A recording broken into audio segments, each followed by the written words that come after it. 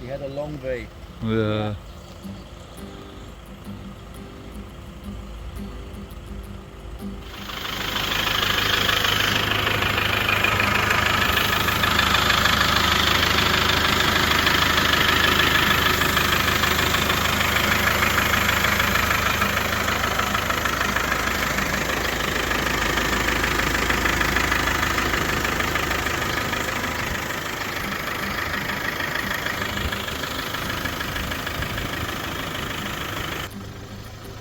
Right guys, how's it going?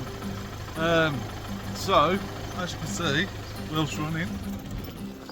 He's back in the UK and basically I was hoping to sort of like swap the gearbox over today with one that was donated. Actually, I'll get a bit more comfortable and I'll tell you the story. Hold on. Hi guys, so Dan and Tourist Dave, we're off the 110. So I realised that I'd not done the video to explain what had happened in terms of coming back to the UK and everything. So Linz and I managed to get flights back to the UK. So I think it went something like 3 trains, an aeroplane and a taxi. But we ended up getting back. And then Wilf was transported back home for a company called Align.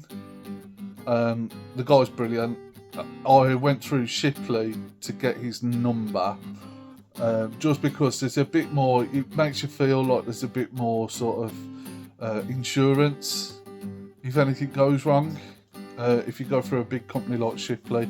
But what happens is they take 33% plus they upsell you out with extra insurance, which, considering I had knives, custom made knives in the truck, as well as, you know, a brand new fridge freezer, etc, etc, I took the insurance. So it cost me £2,500 instead of like 1,600 quid. Now, prior to me making that decision, Neil Enzor from forby.co.uk had offered to fill his Iveco van up with, you know, like a lift, tools, spare parts, spare gearbox, and drive over there with me and take it in turns, rally drive, throw a mattress in the back sort of thing, and then go over there, fix him, and then drive Wilf back. Now, that was like amazing. That's a proper mate that offers to do something like that for you, which I'm like eternally grateful for. The reason that we decided not to do that in the end was just essentially there were too many unknowns. Any one thing that went wrong in that process and we're looking at total failure. So Wilf is broken down abroad and now we've got no way of getting him back, sort of thing. So you can't tow it on in German roads with a rope.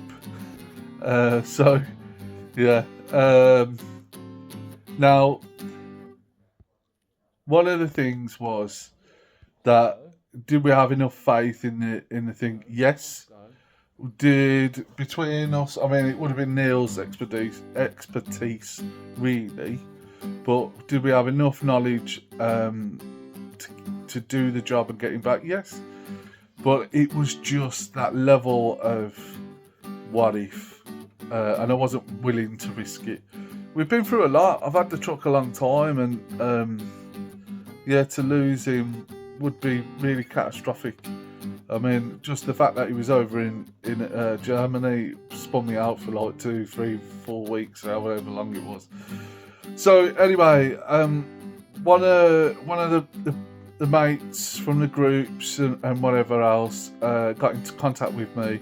TJ, dude, you're an absolute legend, and said, look, I've got a spare gearbox in a mate's house. Or garage. It's been sat there for a little while. She was going to fit it to her Land Rover. She decided against it in the end. Do you want it? and if you do, it's in Leeds, go and get it, kind of thing. Amazing, you know. So I picked up the little one from school on a Friday, drove up to Leeds and back. It took us 5 hours. It was a bit of a epic journey for the little one, considering he just finished school. So yeah, but we had a bit of a little adventure, and it's here now and ready to be fitted. So thank you to TJ for that. Yeah, so I've hit a bit of a lull, if I'm honest. Well, there's lots been going on as well, as there always is, you know, for Raker kids. And yeah, so one thing and another, yeah, I've not really been in the mindset to kind of do it and stuff like this. But so what I've decided to do, rather than attack the job as a whole, we'll just break it into small bite-sized pieces. We'll do 1 hour, 45 minutes, like Chris Higgins said from Toolbox Videos, Land Rover Toolbox Videos. Just 1 hour a night, you know. And sometimes even that's difficult to do. So as long as I'm doing something in the week and I can see progress, that'll do. I'm really setting the bar really low, just so I'm doing it and I'm trickling him across the line. Now that's the point in this. You will have seen from the videos on the channel that there's a lot of people help me out in the past. I'm very grateful to everyone for all their help and all the rest of it. However, this is something that I feel that I want to achieve. You know, it's something that I have done in the past with other vehicles, and I've just lost my confidence. You know, so yeah, it's one of them. I'm going to just do it in my own time. It's not. Wilf hasn't become a garden ornament like he was for so many years. He's just having a bit of a sabbatical. And we've learned some lessons from the driving and length of time of driving. Really, you know, unless there's an R380 in the tunnel, it's not an overland vehicle. You have to do 2 to 3 hours, have a break, 2 to 3 hours, have a break, and that's really it. So you know, you're not going far fast. Right. You'll go far, but it's going to take a long while. So that I've learned so much from this breakdown and whatever else. So you know, that's the main thing. I feel like sometimes failure is a real place of learning, and that's where you really sort of can pull it back together and move forward. So yeah, this is just a quick update. There's nothing quick about it, is there? 7 minutes I've been rambling on. Anyway, in a bit.